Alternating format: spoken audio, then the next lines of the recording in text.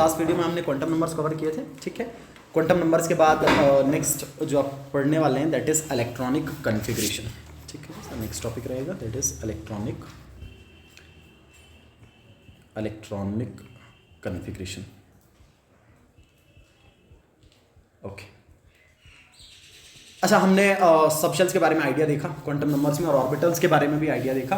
अब उन सबशेल्स और ऑर्बिटल्स में इलेक्ट्रॉन का फिलिंग, जब 10th क्लास तक आपने पढ़ा वो ये था कि सिर्फ शेल्स में इलेक्ट्रॉन का फिलिंग किया जाता था। पहले शेल में 2, दूसरे शेल में 8, उस तरीके से फिलिंग होता था। लेकिन अब जो फिलिंग हम करेंगे वो ये है कि सर सबशेल्स या ऑर्बिटल्स में इलेक्ट्रॉन्स का फिलिंग, सबशेल्स या ऑर्बिटल्स में इलेक्ट्रॉन का डिस्ट्रीब्यूशन, और ये जो डिस्ट्रीब्यूशन होगा सबशेल्स में या ऑर्बिटल्स में इलेक्ट्रॉन्स का, that distribution of electrons is known as electronic configuration. That is electronic, so electronic configuration is basically the distribution or the arrangement of electrons into various subshells and orbitals, various subshells and orbitals, that is known as electronic configuration, ठीक है जी। So the distribution of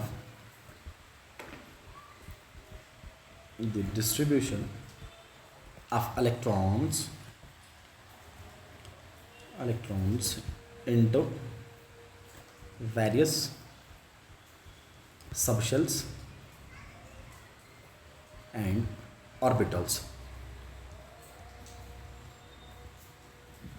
that distribution is known as electronic configuration, ठीक है। अच्छा, electronic configuration या distribution को देखने से पहले कुछ 3 बेसिक रूल्स आपको पता होना चाहिए जिन बेसिस पे कॉन्फ़िगरेशन लिखा जाता है। सो जब भी इलेक्ट्रॉनिक कॉन्फ़िगरेशन लिखना है हमेशा आपको 3 बेसिक रूल्स पता होने चाहिए, ठीक है। इलेक्ट्रॉनिक कॉन्फ़िगरेशन लिखने में आपको 3 तरह के रूल्स ध्यान में रखने पड़ेंगे, 3 तरह के क्राइटेरिया ध्यान में रखने पड़ेंगे। सब first one is the aufbau principle. Aufbau principle पहला कौन सा है? Aufbau principle. कौन सा वाला? Aufbau principle. Second is Pauli's exclusion principle. Pauli's exclusion principle, ठीक है। Second is Pauli's exclusion principal.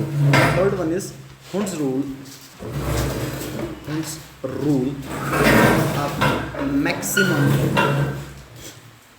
Maximum multiplicity. तीनों के तीनों बहुत इंपॉर्टेंट, ठीक है। तो जब कभी भी इलेक्ट्रॉनिक कॉन्फ़िगरेशन लिखना है इन 3 रूल्स को आपको ध्यान में रखना पड़ता है, उसके बाद इलेक्ट्रॉनिक कॉन्फ़िगरेशन लिखा जाता है। कौन कौन सा rule? The first one is aufbau principle, second is Pauli's exclusion principle, and third is Hund's rule of maximum multiplicity, ठीक है। तीनों को 1 by 1 पढ़ना पड़ेगा। जब कंप्लीट कॉन्सेप्ट क्लियर हो जाए उसके बाद आप कॉन्फ़िगरेशन लिख सकते हैं। फिर कैसे आप अप्रोच करेंगे वो देख लेंगे, ठीक है। सो मैं नंबर 1 हेडिंग कर लेता हूँ, दैट इज अबोव प्रिंसिपल।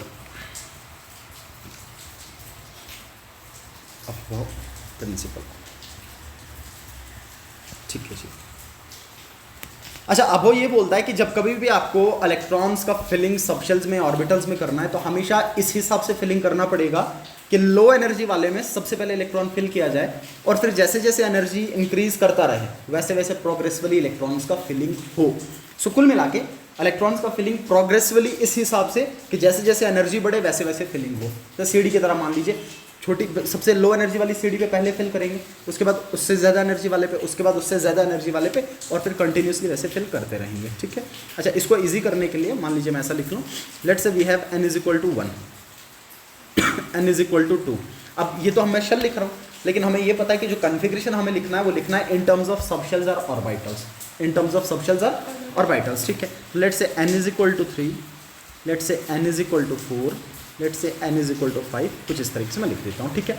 अच्छा, मुझे बताइए, ये मैंने शेल्स लिखे और यहाँ पे मैं अगर सबशेल्स लिख दूँ, सबशेल्स, तो मुझे बता दो n = 1।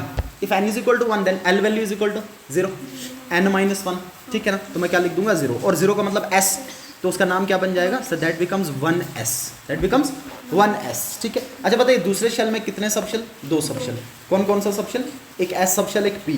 क्यों? क्योंकि सर l का वैल्यू कितना आएगा? 0 और 1, 0 और n का वैल्यू 2, तो l का वैल्यू 0 और 1, और 0 और 1 का मतलब s और p, तो उसका मैं पूरा नाम क्या लिखूंगा? We have 2s and 2p, 2s and then, सही है। इसी तरीके से सिमिलरली कंटिन्यूटी में चलिए, n = 3, so we have 3s, 3p and 3d, सही है। अच्छा, कंटिन्यूटी में 4 के लिए we have 4s, 4p, 4d and 4f। ऐसा क्यों? n value is 4, then l value will be 0, 1, 2, 3, and 0 के लिए S, 1 के लिए P, 2 के लिए D एंड 3 के लिए F, ठीक है, इस तरीके से। 5 के लिए बताइए, 5S, we have 5P, then we have 5D, then we have 5F and then we have 5G, कुछ इस तरीके से, ठीक है ना। अच्छा, पहले भी मैंने बता रखा है कि अगर G सब शेल को एग्जिस्ट करना है तो कौन से प्रिंसिपल क्वांटम नंबर से, जैसे कौन से शेल नंबर से एग्जिस्ट करता है, 5वें से, उससे नीचे G एग्जिस्ट, F कौन से एग्जिस्ट करता है, उससे नीचे G, ये F एग्जिस्ट नहीं करता, ठीक है। अच्छा, मुझे ये बता दीजिए, ये जो मैंने लिख रखे हैं सबके सब सबशेल्स, इन सबशेल्स का एनर्जी कैसे कंपेयर किया जाता है सर, n+l रूल से, n+, और अगर कभी n+l का वैल्यू सेम हो जाए तो फिर क्या देखते हैं, n वैल्यू, फिर क्या देखते हैं। अच्छा, अभी जो मैंने लिख रखे हैं ये सब के सब मैंने अरेंज कर रखे हैं इसी फॉर्म में कि अगर मैं यहाँ से यहाँ जाऊँ, ऊपर जाने पे इनका एनर्जी बढ़ रहा है, सब शेल्स का, यहाँ से यहाँ क्या कर रहा है, एनर्जी इंक्रीज कर रहा है। तो मुझे बताइए सबसे कम एनर्जी वाला कौन सा होगा। अच्छा, इस 2s और 2p में से जो सेम शेल से बिलोंग कर रहे हैं, मुझे बताइए इन दोनों का एनर्जी ज़्यादा किसका और कम किसका। सर 2 + s, s का value 0, so that is 2, and 2 + 1, p का वैल्यू 1, दैट इज 3। तो इसका मतलब ये वाला कम एनर्जी का और ये वाला ज़्यादा एनर्जी का होगा, ठीक है। तो अब वो ये बोलता है कि जब कभी भी इलेक्ट्रॉन्स का फिलिंग सब शेल में हो तो इलेक्ट्रॉन्स का फिलिंग इस हिसाब से होना चाहिए कि सबसे कम एनर्जी वाले में पहले फिल होंगे, उसके बाद उससे ऊपर वाले एनर्जी वाले में, उसके बाद प्रोग्रेसिवली जैसे जैसे एनर्जी बढ़ता जा रहा है वैसे वैसे फिलिंग करेंगे। तो बताइए अब हो के अकॉर्डिंग सबसे पहले इलेक्ट्रॉन किस सबशेल में फिल होंगे, और 1s में मैक्सिमम कितने लगते हैं, 2। जैसे ही फिल हो गए फिर कहाँ जाएंगे, ऊपर वाले में। इससे ऊपर वाला कौन सा, 2s, 2s में कितने फिल होते हैं, 2। फिर कहाँ जाएंगे जब 2 फिल हो जाए, 2p में, p में मैक्सिमम अकोमोडेटिंग पावर 6। अच्छा, जब फिल हो जाए फिर कहाँ पे जाएंगे, then 3p, then 3d, continuously में इसी हिसाब से, ठीक है। तो किस ऑर्डर में आपको इलेक्ट्रॉन्स फिल करने हैं, in order of their increasing energies, in order of the increasing of subshells. So according to above, electron filling will takes place in such a way that the subshell with the lowest energy will be filled first, and progressively as energy increases then filling will takes place. जैसे जैसे energy बढ़ेगा वैसे वैसे आप filling करेंगे। This is also known as building up principle. कि पहले माले में फिल कर दिए, ग्राउंड फ्लोर पे फिल कर दिए, ऊपर वाले फर्स्ट फ्लोर पे फिल कर दिए, फिर सेकंड फ्लोर पे आ जाएंगे, फिर थर्ड फ्लोर पे आ जाएंगे। That is in order of their increasing energies, in order of their increasing. Okay, क्या लिखूंगा मैं अब हूँ मैं, according to this principal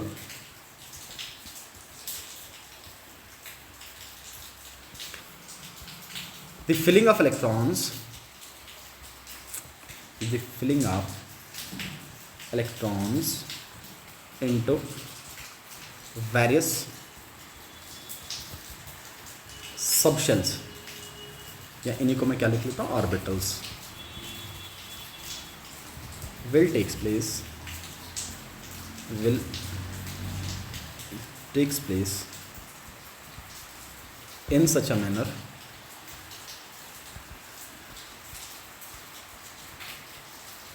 that the subshell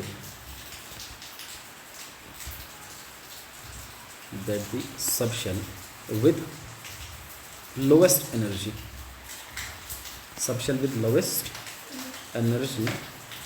is filled first, and then progressively as energy increases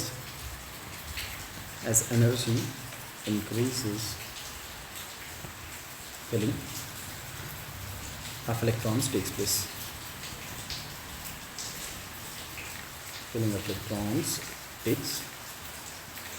ठीक है जी। सो किस तरीके से फिलिंग करना है, सबसे कम एनर्जी वाले में पहले फिल करना है, उसके बाद जैसे जैसे एनर्जी बढ़ता जा रहा है वैसे वैसे फिलिंग कर लेनी है, ठीक है। This principle is also known as building up principle, ठीक है। सेकंड पॉइंट करके लिख लेता हूँ, it is also known as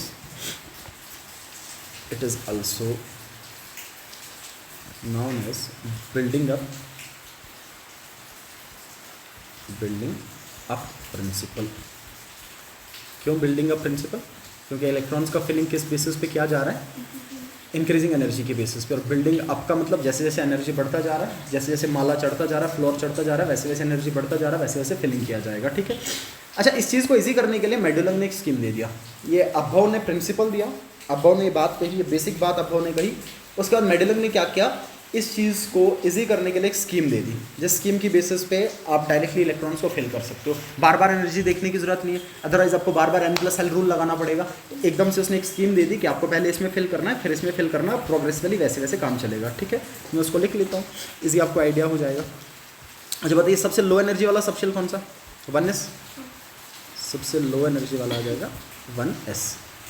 okay, सो मैं यहाँ पे लिख लेता हूँ, वी हैव 1s, उसके बाद 2s, then 3s, 4s, 5s, 6s and 7s। ठीक है, अब मुझे बताइए p कहाँ से स्टार्ट होगा?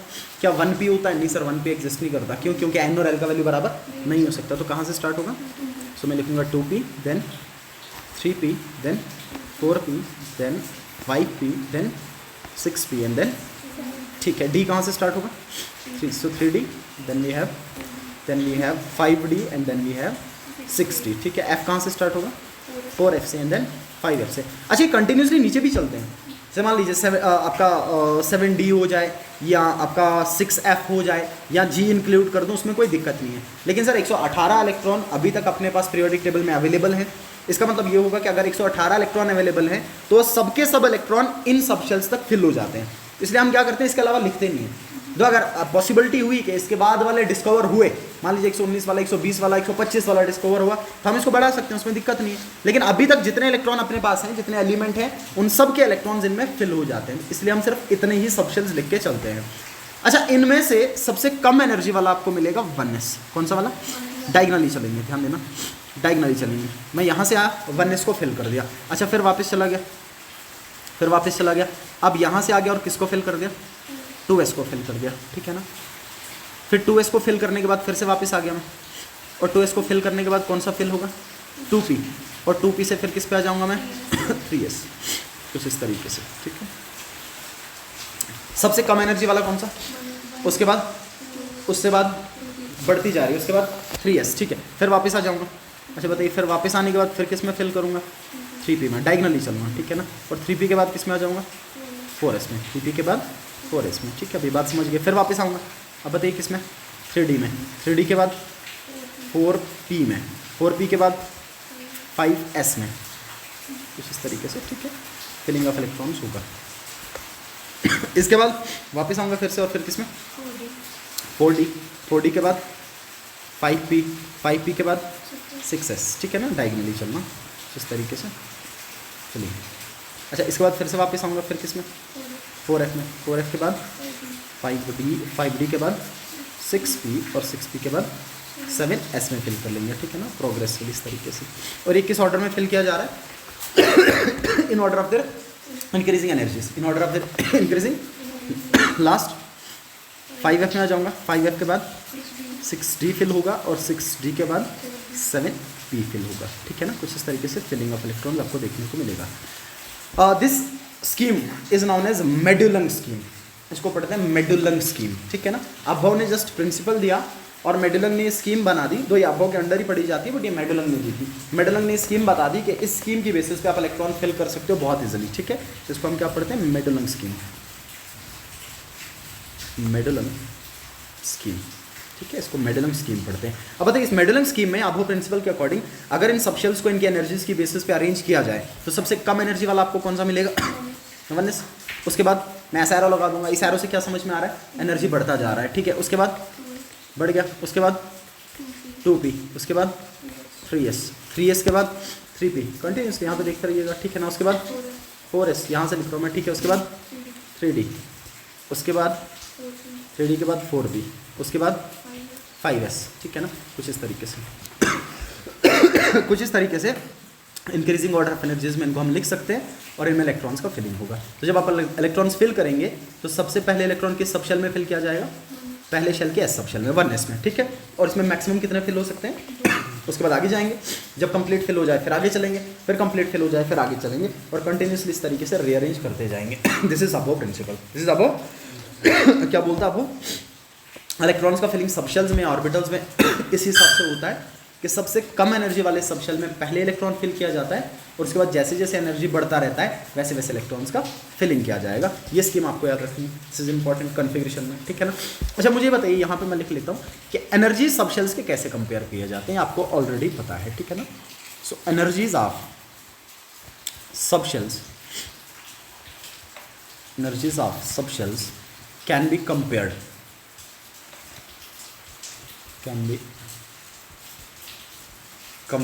as एनर्जीज ऑफ सबशेल को कंपेयर करने के कितने तरीके, दो तरीके, ठीक है। पहला n+l रूल, ठीक है। So first one is n+l rule and second is simply n rule, ठीक है। अच्छा n+l रूल के अकॉर्डिंग सर जिस सबशेल का n+l का वैल्यू कम हुआ उसका एनर्जी कम, so sum of n+l lowest, short में लिखना, देन एनर्जी आल्सो लोवेस्ट। इसका सम कम तो एनर्जी भी कम, इसका सम ज्यादा तो एनर्जी ज्यादा, ठीक है ना। अच्छा इस हिसाब से इसी को देखते हुए अगर मैं ऐसा लिख लूँ, मुझे बताइएगा, मैं ऐसा लिख लूँ, मान लीजिए मैं लिख दिया 3D और साथ में लिख दिया मैंने 4f, ऐसा लिख दिया। जरा मुझे बताइए 3D और 4f में से पहले इलेक्ट्रॉन किस में फिल किए जाएंगे, 3D में या 4f में, ये कैसे पता चले, इनकी एनर्जी निकाल के, जिसका एनर्जी कम आएगा उसमें पहले फिल किए जाएंगे, ठीक है। जरा दोनों का एनर्जी निकाल लेते हैं, बताइए कितना आएगा दोनों का एनर्जी, n+l लगाएंगे, n+l, ठीक है। बताओ पहले वाले में n का वैल्यू कितना 3 और d के लिए l का वैल्यू कितना होता है 2, कितना होगा 3 + 2 5, यहाँ पे 4 + f के लिए l का वैल्यू 3, 4 + 3 7, किस वाले का n+l वैल्यू कम आया 3D, इसका मतलब 3D में इलेक्ट्रॉन पहले फिल किए जाएंगे एज कम्पेयर टू 4f, याद रखिएगा, ठीक है ना। तो 3D is filled before 4f because energy of 3D is less than 4f, जी के बोस को इस टाइप के सवाल आते हैं, ठीक है ना। सवाल आए हैं पहले भी, आपको अबो डायरेक्ट नहीं पूछता, ऐसा मान लीजिए बहुत कम चांसेस है कि अबो को डायरेक्ट पूछे, पूछ ले तो कोई दिक्कत वाली बात नहीं है, बट ऐसा इनडायरेक्टली पूछ लेता है कि why this subshell is filled before this या why this subshell is filled after this, ऐसा क्यों किया जाता है। तो ऑब्वियस है इनका बेसिक रीजन क्या होगा, उनके एनर्जीज की बेसिस पे, किस बेसिस पे, एनर्जीज की बेसिस पे, ठीक है। अच्छा यहाँ पे एन रूल में आप क्या देखेंगे, if for any subshells n+l value is same, अगर किन्हीं सबशेल्स के लिए n+l वैल्यू क्या हो जाए same, then the subshell with low n value have low energy. उस टाइम पे हम n का वैल्यू चेक करेंगे, जिसका n का वैल्यू कम होगा उसका एनर्जी कम होगा और उसको क्या किया जाएगा, पहले फिल किया जाएगा, ठीक है। एग्जांपल लेके चलता हूँ, या ऐसा मान लीजिए मेडलिंग स्कीम जो हमने बनाई ना, इसमें डायगनली जितने भी आ रहे हैं सब में n+l रूल फिल हो जाता है। देखो कैसे, मान लीजिए मैं एग्जांपल ले लेता हूँ, यहाँ पे देखो, मान लो मैं इस तरीके से लिख के चल लूँ मैं 4D, बताओ 4D में कितना n+l का वैल्यू आएगा 6, 5p में भी 6 और 6s में भी, तो इन सब में n+l रूल फेल होगा, तो फिर इन सब में इलेक्ट्रॉन फिलिंग किस हिसाब से होगा, n के हिसाब से। मुझे बताइए n का वैल्यू किस में कम था, तो इसको पहले फिल किया गया, उसके बाद सही है, डायगनली जितने भी होंगे सब में सेम होगा। मुझे बता दिए 4f n+l कितना 7, अच्छा 5d 7, 6p और 7s आल्सो, तो ये सब में n+l रूल क्या होगा, फेल होगा। ध्यान दीजिएगा डायगनली हर एक में n+l रूल फेल हो रहा है, फिर इनमें कैसे चलेंगे, n का वैल्यू देखते हुए, n का वैल्यू कम है पहले फिल हुआ, बढ़ गया फिर फिल हुआ, इस हिसाब से, ठीक है। मैं एग्जांपल लेके चल देता हूँ, for example 5d and 6p, तो बताइए दोनों में n+l निकाल लो, n+l कितना आ जाएगा, इधर भी 7 और इधर भी, ठीक है। फिर n वैल्यू किस में कम होगा, फिर n वैल्यू देखूंगा, n वैल्यू इसमें लोवेस्ट है, तो इसमें एनर्जी भी क्या होगा, एनर्जी भी लोवेस्ट होगा, और अगर एनर्जी लोवेस्ट होगा so that is 5d will be filled before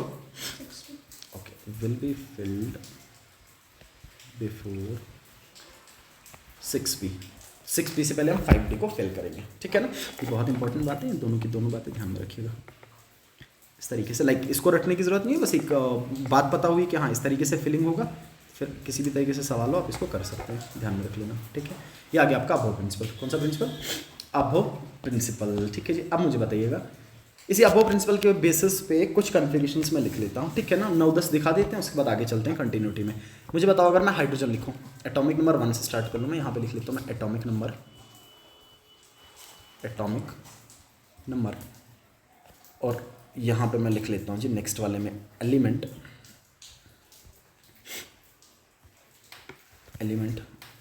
और नेक्स्ट में मैं लिख लेता हूँ इनके कन्फिगरेशंस, इलेक्ट्रॉनिक कन्फिगरेशंस।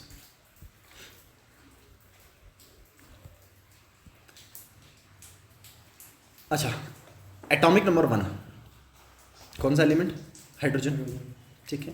बताइए हाइड्रोजन में कितने इलेक्ट्रॉन? एक इलेक्ट्रॉन। तो कौन सा सबशेल सबसे लो एनर्जी वाला था? 1s। तो किस में फिल करूंगा मैं? 1s में, ठीक। और जब इलेक्ट्रॉनिक कन्फिगरेशन आपको लिखना है तो कुछ इस तरीके से, we have to write down the N value, then we have to write down the L value in terms of designation, and इसके पावर में x, जो भी इलेक्ट्रॉन रहे होंगे, ठीक है। तो बताइए किस में आ रहे इलेक्ट्रॉन? 1s में।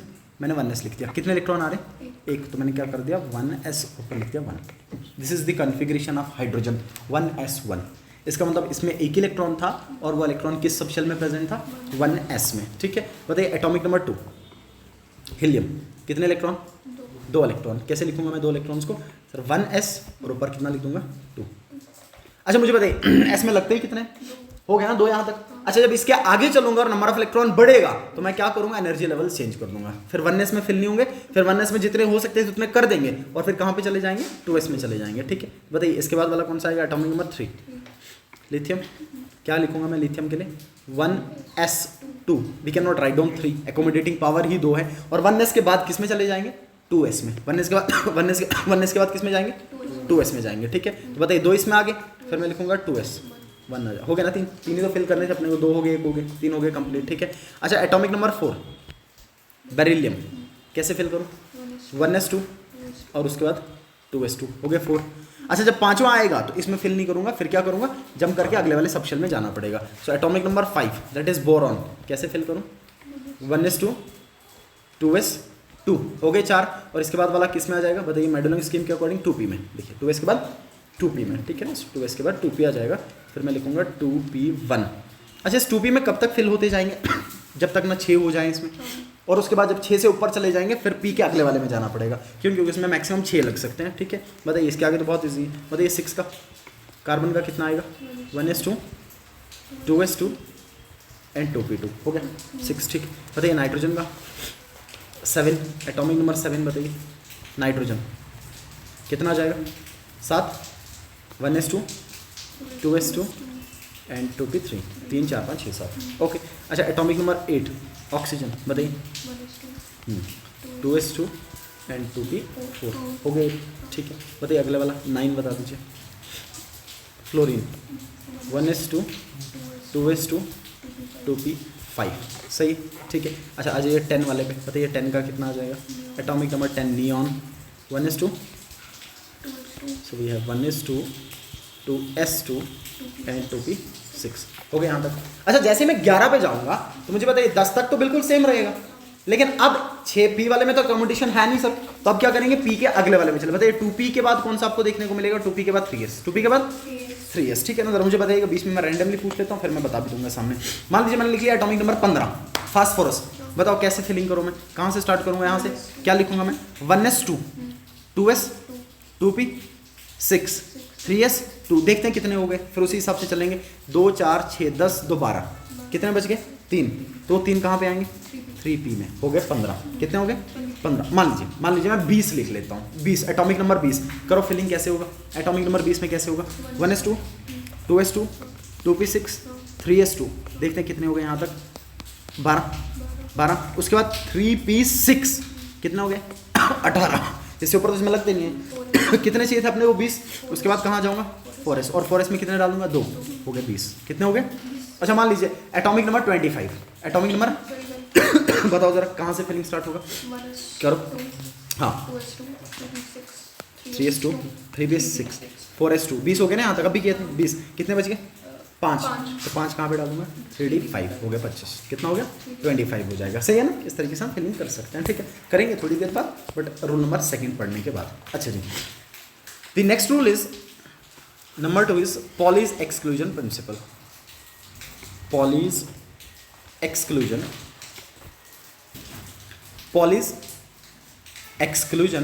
प्रिंसिपल,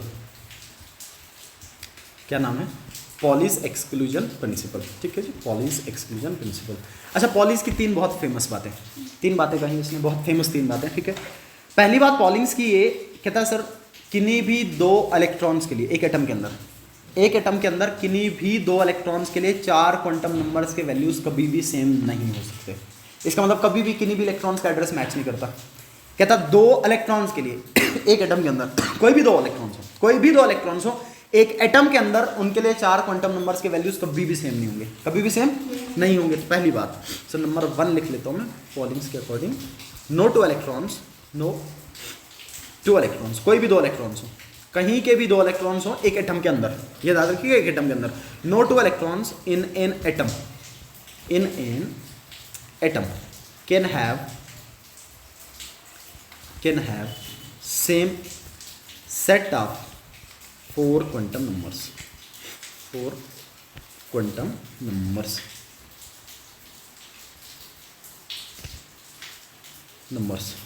किन्हीं भी 2 इलेक्ट्रॉन के लिए एक एटम के अंदर 4 क्वांटम नंबर्स के वैल्यूज कभी भी सेम नहीं हो सकते।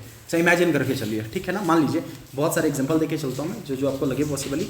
मान लो मैंने ऐसे कर दिया, let's say this is the nucleus, this is first shell, this is second shell.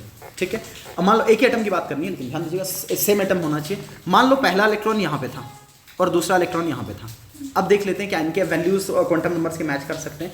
जरा मुझे बताइए, n = 1 और ये n = हो गया ना सर, इनका तो प्रिंसिपल क्वांटम नंबर ही बदल रहा है, तो आगे 3 सेम हो भी क्या फर्क पड़ता है, उनसे फर्क नहीं पड़ता। क्यों? क्योंकि कितने सेम नहीं होने चाहिए, 4, 3 सेम हो सकते हैं, उससे कोई दिक्कत नहीं है। बताओ इनका पहला ही क्या डिफर कर गया, n वैल्यू हो गया ना, n डिफर हो गया, ये भी तो प्रिंसिपल क्वांटम नंबर है, दूसरा क्वांटम नंबर l हो सकता है मैच कर जाए, इसमें कोई दिक्कत नहीं है। हो सकता है इसका भी 1s हो और उसका भी 2s हो, उससे कोई फर्क नहीं पड़ता। हो सकता है m भी मैच कर जाए, हो सकता है आपका s भी मैच कर जाए, लेकिन क्या डिफरेंट है, अभी n डिफरेंट है। तो इसका मतलब एक डिफरेंट है, अगले वाले 3 हो, कोई फर्क नहीं पड़ता, 4 सेम नहीं होने चाहिए। अच्छा, मान लीजिए दूसरा केस आप ऐसा सोच पा रहे हैं, सर अगर मैं ऐसा कर दूं कि दोनों के दोनों इलेक्ट्रॉन एक ही शेल में रखूं, ऐसा पॉसिबल है ना कि दोनों के दोनों इलेक्ट्रॉन में एक ही शेल में रखूं। तो मान लीजिए ऐसा लिखिए आपने, ये न्यूक्लियस, ये कुछ ऐसे शेल्स बना लिया आपने, ठीक है। अब मान लीजिए दोनों इलेक्ट्रॉन्स आपने रख लिए इस शेल में, बताओ ये शेल नंबर कौन सा, 3rd, ठीक है। तो मैं लिख लेता हूँ, this is n = 1, this is n = 2 and this is n = 3, ठीक है। अब बताइए इन दोनों इलेक्ट्रॉन्स के लिए n का वैल्यू कितना आएगा, for both electrons n value कितना आ जाएगा, n = 3, सही है। अच्छा, l कितना आ जाएगा, l कितना, सर स्पेसिफाई तो नहीं है, लेकिन l आपका 0, 1, 2 कुछ भी हो सकता है, 0, 1, 2 कुछ, मान लीजिए कोई अपना कंसिडर करके चल लीजिए, या और इजी कर देता हूँ मैं, एक कम कर लेता हूँ, सब शेल थोड़ा फिक्स कर लेता हूँ। मान लीजिए n = 3 में थे, मुझे बताइए 3 में कौन कौन से सब शेल आते हैं आपके, 3s आता है, 3p आता है और 3, किसी एक में कंसिडर कर लो।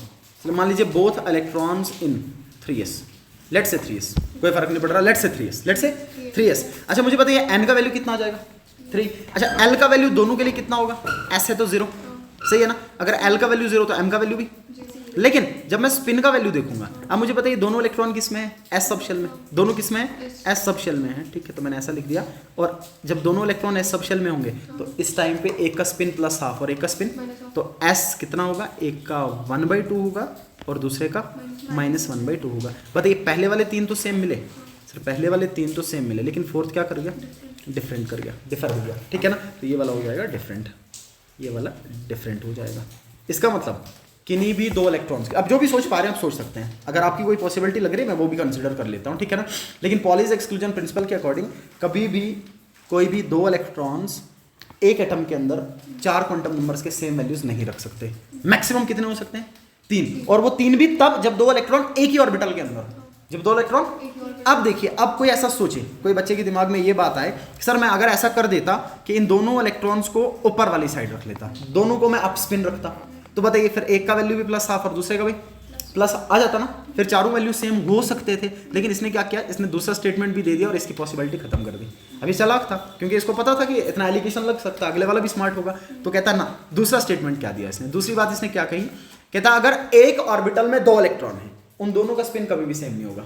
ये दूसरी स्टेटमेंट नलीफाई कर दिया यहाँ से, जो हम पॉसिबिलिटी सोच पा रहे थे उसको खत्म कर दिया इसने, कि कोई ऐसा ना सोचे कि n का वैल्यू सेम, l का वैल्यू सेम, m का वैल्यू सेम, तो एक डब्बे में 2 इलेक्ट्रॉन रखे हैं तो एक प्लस हाफ वाला एक माइनस हाफ वाला, कोई ऐसा सोच ले कि मैं दोनों को अगर अप स्पिन में रखूं या दोनों को डाउन स्पिन में रखूं तब तो सेम क्वांटम नंबर हो जाएंगे 4। इसने कहा ऐसा नहीं, कहता एक डब्बे के अंदर जो 2 इलेक्ट्रॉन होंगे उन दोनों का स्पिन अपोजिट होना चाहिए। उनका क्या होना चाहिए, स्पिन।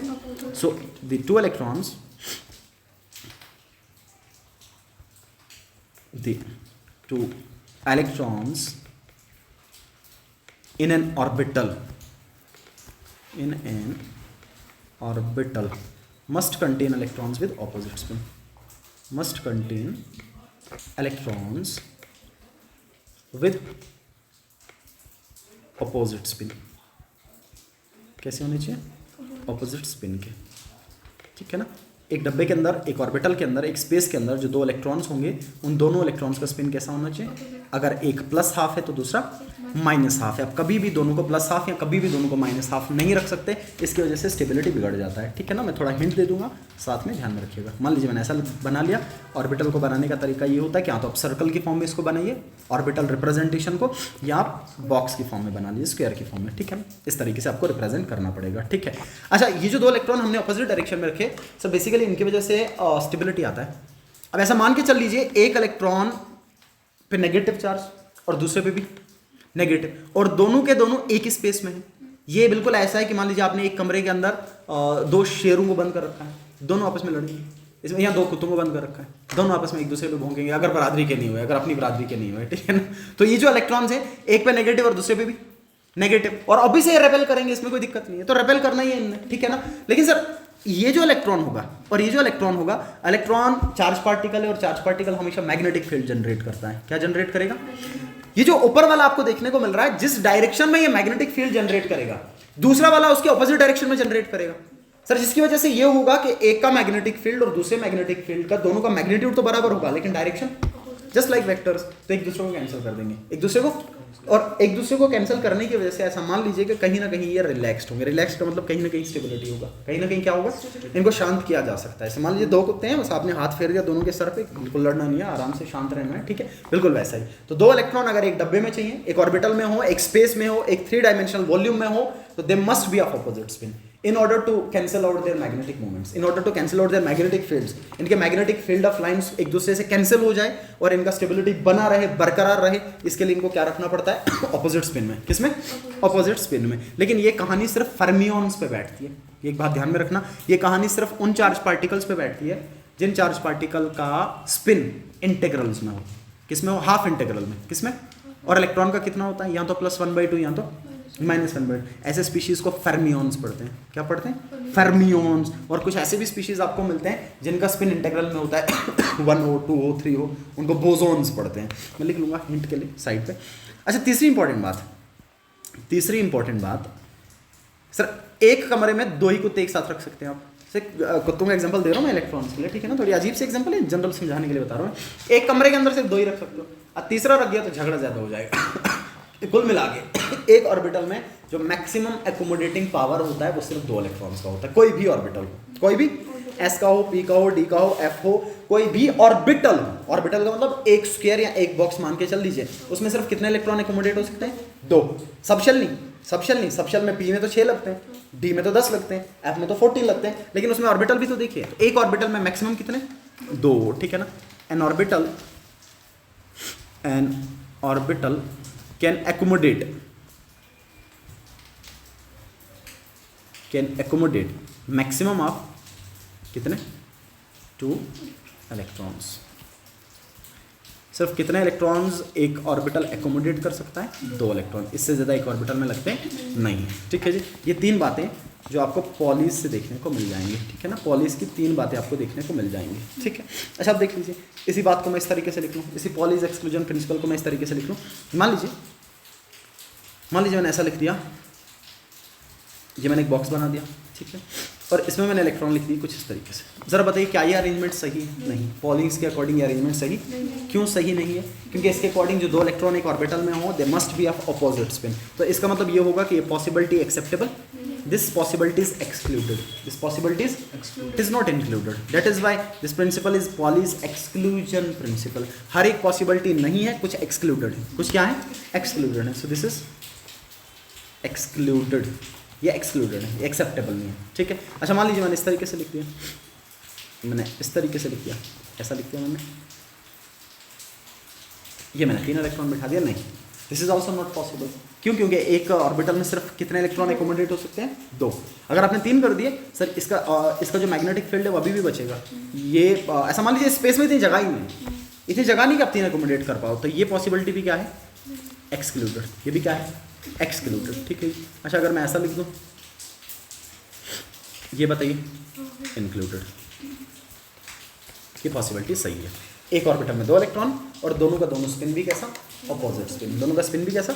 ऑपोजिट, तो ये पॉसिबिलिटी भी बिल्कुल है, ठीक है। अच्छा मान लीजिए मैं ऐसा लिख दूं, लेट से मैंने लिख दिया नाइट्रोजन। जरा बताइए नाइट्रोजन का एटॉमिक नंबर कितना? 7, ठीक है। इसका कन्फिग्रेशन क्या आ जाएगा?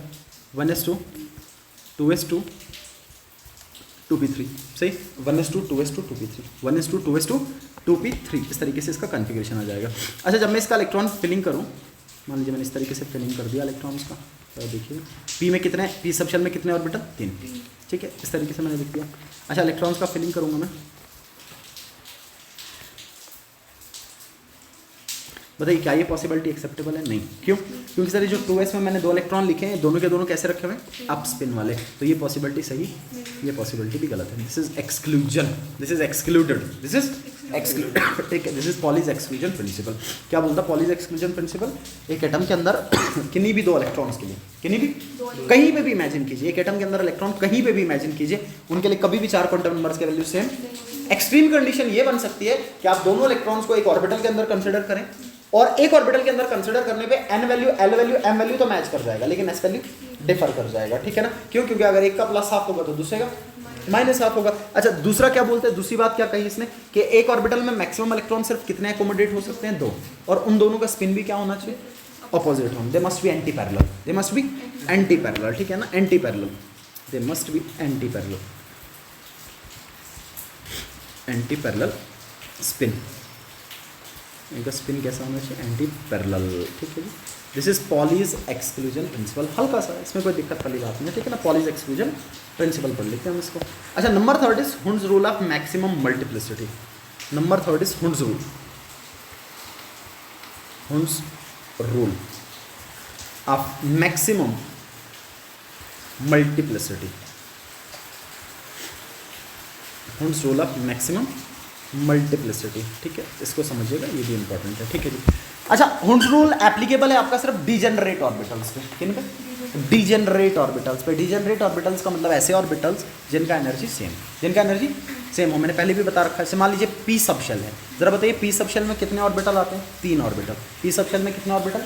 और उन तीनों का एनर्जी कैसा होगा? सेम सेम होगा। जैसे मैंने अभी लिखा था, मैं वापस इसको लिख लेता हूँ, जो अभोग स्कीम में मैंने लिखा था। जरा मुझे बताइए n = 1, n = 2 and let's say n = 3, यहाँ तक लिख लेता हूँ मैं। कौन सा सबशेल आएगा n = 1 में? भैया 1s सबशेल। यहाँ पे कौन सा आएगा? 2s एंड ऐसा ही आएगा, ठीक है। यहाँ पे कौन सा आएगा? 3s 3p एंड ऐसा ही आएगा, ठीक है ना। अब मुझे बताइए ये जो 2p आपका है, इस 2p में कितने ऑर्बिटल? 2p सबशेल में कितने ऑर्बिटल? 3 ऑर्बिटल। अच्छा यहाँ पे 3p में कितने? s में तो सर एक ही आएगा, ठीक है। p में कितने आ जाएंगे? फिर से 3 आ जाएंगे, ठीक है। कुछ इस तरीके से लिख लेता हूँ मैं। और d में कितने आ जाएंगे? d में 5, d में कितने आ जाएंगे? 5 है, कुछ इस तरीके से। तो मुझे बताओ ये जो 3d में 5 है, अब अभोग के अकॉर्डिंग तो हमने ये देखा कि इलेक्ट्रॉन्स का फिलिंग इस हिसाब से होगा कि सबसे लो एनर्जी वाले में पहले फिल। बताओ लो एनर्जी वाला कौन सा था? कर दिया हमने फिल, ठीक है। उसके बाद किस में आ गया? हो गया फिल इसमें, ठीक है। उसके बाद किस में आ गया? 2p में। अब मुझे बताओ 2p में कितने लगते हैं? 6 इलेक्ट्रॉन। कितने लगते हैं? 6 इलेक्ट्रॉन। और आपके पास ऑर्बिटल्स कितने हैं? 3। अब सर 6 इलेक्ट्रॉन है और 3 ऑर्बिटल है। मान लीजिए मैं आपको ऐसा बोल दूं कि मेरे पास 2 इलेक्ट्रॉन, तो अब बच्चा ये सोचेगा कि मैं एक कम कर लेता हूँ, दोनों के दोनों इलेक्ट्रॉन पहले डब्बे में रख लेता हूँ, या दोनों के दोनों इलेक्ट्रॉन लास्ट वाले डब्बे में रख लेता हूँ, या एक पहले वाले में रख लेता हूँ, एक लास्ट वाले में रख लेता हूँ। कितनी पॉसिबिलिटीज बन सकती हैं? बहुत सारी सर, बहुत सारी पॉसिबिलिटीज बन सकती हैं। अगर आपके पास 3 डब्बे दिए जाएं और मान लीजिए 2 बॉल दिए जाएं और आप ये कर दो कि उन 3 डब्बों में 2 बॉल डिस्ट्रीब्यूट करने, तो आप ऐसा कर दो कि 2 बॉल पहले डब्बे में डाल दो, या 2 दूसरे में डाल दो, या तीसरे में डाल दो, या पहला एक में पहला तीसरे में, या फिर एक पहले में एक दूसरे में, ऐसा भी फिल कर सकते हैं, ठीक है ना। सो कुल मिला के बहुत सारी पॉसिबिलिटीज हैं। सो कौन सी वाली पॉसिबिलिटी एक्सेप्टेबल होगी, वो हुंस ने कहा। किसने कहा? सो हुंस किन पे एप्लीकेबल है? हुंस एप्लीकेबल है इलेक्ट्रॉन्स फिलिंग के लिए उन ऑर्बिटल्स के लिए जिन ऑर्बिटल्स का एनर्जी सेम है, जिन ऑर्बिटल्स का एनर्जी डिजेनरेट ऑर्बिटल्स में, डिजेनरेट ऑर्बिटल्स में, ठीक है ना। It is applicable to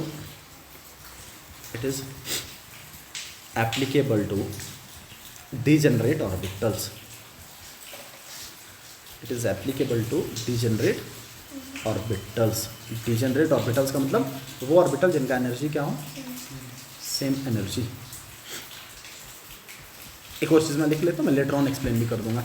energy same होता है, मैं ऑर्बिटल्स की शेप में एक्सप्लेन कर दूंगा, इनका वेव फंक्शन डिफरेंट होता है, मैं सिर्फ लिख रहा हूँ अभी, लेटर ऑन एक्सप्लेन कर दूंगा, ठीक है ना।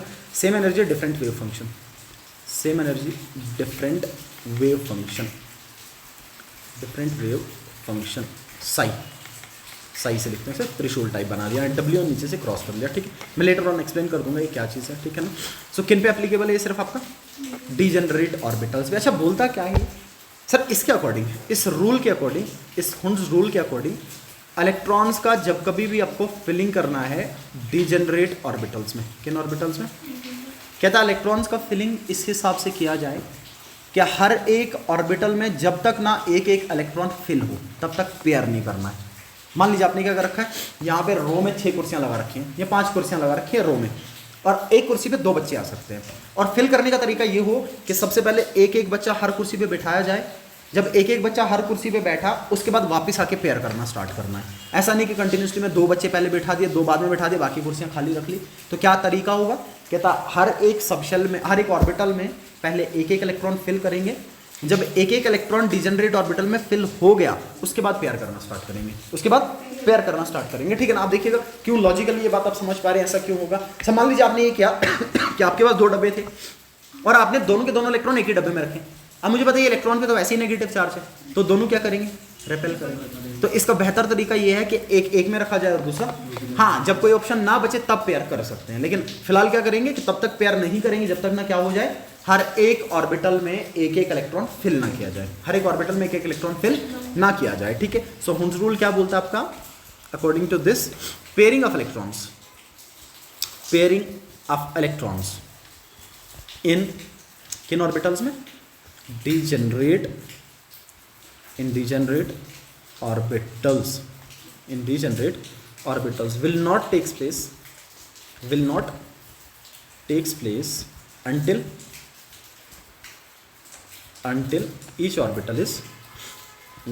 each orbital is singly occupied, until each orbital is singly occupied।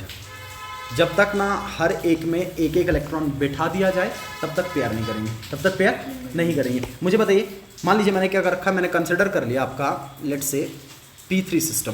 कौन सा सिस्टम? P3 system. एग्जांपल ले लेता हूँ मैं, ठीक है ना। कम, इसको मैं नीचे लेके आता हूँ।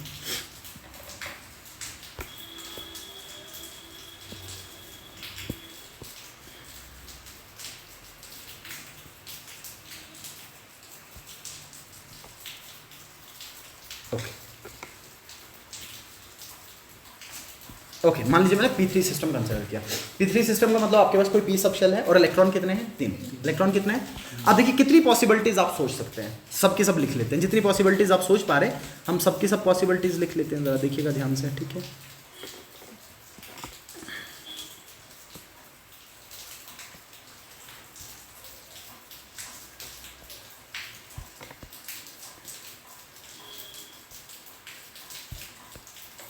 मैं 3-4 लिख लेता हूँ। ओके, मान लीजिए P3 सिस्टम था।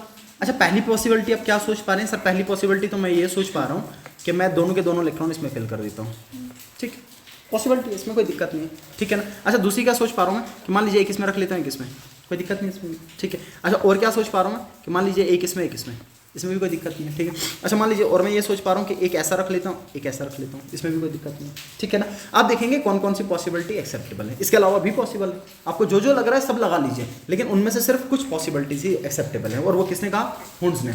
अब देखो, हुंस के अकॉर्डिंग पहली बात तो पेयर तब तक नहीं करूंगा जब तक ना हर एक सबशेल में, हर एक ऑर्बिटल में क्या आ जाए, एक एक इलेक्ट्रॉन, तब तक पेयर नहीं करना है। मुझे बताइए पहली वाली पॉसिबिलिटी गलत क्यों है?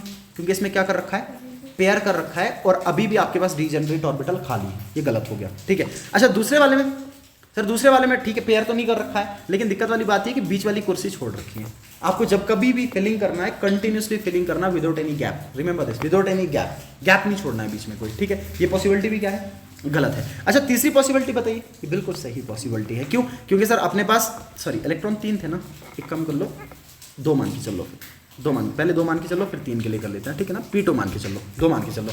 अब मुझे बताइए 2 इलेक्ट्रॉन थे और 2 को मैंने कैसे कर दिया, सिंगल सिंगल, बिल्कुल सही है, ये पॉसिबिलिटी बिल्कुल सही है, ठीक है। 2 इलेक्ट्रॉन थे, इस तरीके से फिलिंग कर लिया। अच्छा इसमें इस तरीके से, सर ये भी तो सही लग रहा है, ये भी तो सही लग रहा है नहीं है? ये पॉसिबिलिटी क्यों? क्योंकि सर पेयर तो किया नहीं हमने, सिंगल सिंगल फिल किया है। हाँ बस इतना किया है कि मैं यहाँ पे पढ़ा रहा हूँ बोर्ड की तरफ, एक बच्चा मेरी तरफ दिख रहा है और एक मेरे ऑपोजिट दिख रहा है, बस इतना कर रखा है। अब जो मेरे ऑपोजिट दिख रखा है उसको तो पल्ले पड़ेगा नहीं, उसको तो मैं दिख ही नहीं रहा हूँ, उसको तो बोर्ड दिख ही नहीं रहा है, ठीक है ना। इसका मतलब ये पॉसिबिलिटी भी गड़बड़ है। अब इस पॉसिबिलिटी को गड़बड़ कैसे किया इसने, इस पॉसिबिलिटी को एक्सप्लेन कैसे किया, ध्यान से देखिएगा। ये जो पूरी टर्म आपके पास है वो है Hund's rule of maximum multiplicity, this is very important, this is very very important, इसके बगैर ही अधूरा है। अदरवाइज हुन्स का रूल सिर्फ ये है कि इलेक्ट्रॉन को पेयर तब तक नहीं कर सकते जब तक ना हर एक में सिंगल सिंगल फिल किया जाए। तो हमने तो सिंगल सिंगल फिल कर दिया सर, लेकिन ये थोड़ी ना था कि अप स्पिन वाला या डाउन स्पिन वाला, सिंगल सिंगल की बात हुई थी तो वो तो हमने कर दिया। फिर ये पॉसिबिलिटी गलत क्यों हुई? फिर हम आते हैं हुन्स के मैक्सिमम मल्टीप्लिसिटी पे, ध्यान दीजिएगा। So according to Hund's stability is directly proportional to multiplicity, stability is directly proportional to multiplicity, ठीक है, ध्यान में रखना। मल्टीप्लिसिटी स्पिन से रिलेटेड है and this multiplicity is calculated as 2s+1। जितना इसका वैल्यू ज्यादा, इसका जितना वैल्यू मैक्सिमम, इसका जितना वैल्यू उतना स्टेबल कॉन्फ़िगरेशन, उतना stable configuration, where s is total spin, where s is total spin. अच्छा जरा मुझे बता दो इस वाले केस में टोटल स्पिन कितना आएगा, s का वैल्यू कितना आएगा टोटल, जरा बताओ। इसका स्पिन कितना है, +½ इसका भी कितना है, टोटल कितना हो गया, 1 के बराबर हुआ नहीं हुआ, 1/2 + 1/2, आधा और आधा 1 हो गया, ठीक है। अच्छा जरा निचले वाले में बता दो इधर कितना आएगा, +1/2 और -1/2 कितना हो गया, हो गया 0, ठीक है ना। अच्छा इस वाले केस में अगर मैं 2s+1 निकालूं, अगर इस वाले केस में मैं 2s+1 निकालूं, मल्टीप्लिसिटी निकालूं, जरा बताइए मल्टीप्लिसिटी का वैल्यू कितना आएगा इस वाले केस में। s की जगह मैं 1 पुट करूंगा, 2 1 2, 2 + 1, ओके, यहाँ पे 1 आ जाए। बताओ किस में मल्टीप्लिसिटी मैक्सिमम आया, इस ऊपर वाले, और इसमें क्या आया, कम हो गया, मिनिमम आ गया। और इसके अकॉर्डिंग कौन सी वाली पॉसिबिलिटी एक्सेप्टेबल है, जिसमें multiplicity max. That is why ये फिलिंग का तरीका तो सही था सर, लेकिन इसमें मल्टीप्लिसिटी मैक्सिमम, तो इस वाले को भी हम क्या करेंगे, निगलेक्ट करेंगे। ये वाला भी सही नहीं है, ये वाला भी सही नहीं है, ठीक है। इसका मतलब ये, अब दूसरा पॉइंट में मैं इसमें क्या ऐड कर सकता हूँ, सर तब तक इलेक्ट्रॉन्स का पेयर ना हो या ना किया जाए जब तक ना हर एक में सिंगल सिंगल फिल हो, प्लस साथ साथ में वो जो सिंगल सिंगल आपको फिल करने, there must be of up spin, not same spin. Same तो होना ही चाहिए but that same should be up in order to make multiplicity maximum. वो अप स्पिन होना चाहिए सो दैट कि s का वैल्यू मैक्सिमम आए, और जैसे जैसे s बढ़ेगा मल्टीप्लिसिटी, और जैसे जैसे मल्टीप्लिसिटी बढ़ेगा स्टेबिलिटी बढ़ेगा, ठीक है। तो इसका मतलब ये होगा कि जो भी इलेक्ट्रॉन सिंगली फिल किए जाएं उनका स्पिन कैसा हो, they must be of up spin, they must be of, एक डब्बे में 2 इलेक्ट्रॉन जब हों तो किस स्पिन के हों, एक अप और एक +½ और दूसरा। लेकिन डीजेनरेट ऑर्बिटल में जब सिंगल सिंगल इलेक्ट्रॉन फिल किया जाए तो उनमें स्पिन कैसा होना चाहिए, सेम, और वो सेम भी कैसा, अप स्पिन। और क्यों अप स्पिन, सो दैट के मल्टीप्लिसिटी क्या आए, मैक्सिमम आए, मल्टीप्लिसिटी क्या आ जाए, मैक्सिमम आ जाए, ठीक है ना। If degenerate orbitals are singly filled, if degenerate orbitals are singly filled, they must contain electron, they must contain electrons, they must contain electrons with same spin, और वो सेम भी कौन सा, same spin, that is up spin. ऐसा क्यों, up spin क्यों, so in order to make multiplicity maximum, ठीक है ना। So to get maximum multiplicity, maximum multiplicity, so that के मल्टीप्लिसिटी क्या आ जाए आपके पास, मैक्सिमम, ठीक है। जरा ये बताइएगा, पॉसिबिलिटी बताइएगा, एक मैं बना रहा हूँ। मान लीजिए मैं लिख लेता हूँ, we have let's say D4 system, कौन सा सिस्टम सर, D4 सिस्टम का मतलब D सबशेल था और उस D सबशेल में इलेक्ट्रॉन कितने हैं, 4। अब मुझे बताइए D सबशेल में ऑर्बिटल कितने? 5। डी सबशेल में ऑर्बिटल कितने? 5। ठीक है, मैं बना लेता हूँ, ये बना लिया ना डी सबशेल। ठीक है जी,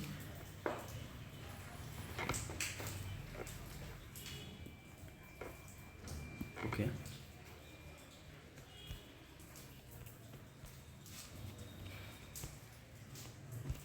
ठीक है, कुछ इस तरीके से। अच्छा ज़रा बता दीजिए, 1 बाय 1 में फिल करूँगा, आप बस ये बताइएगा कौन सी पॉसिबिलिटी गलत है और क्यों। ओके, कितने इलेक्ट्रॉन है टोटल? 4 इलेक्ट्रॉन। ठीक है, ओके।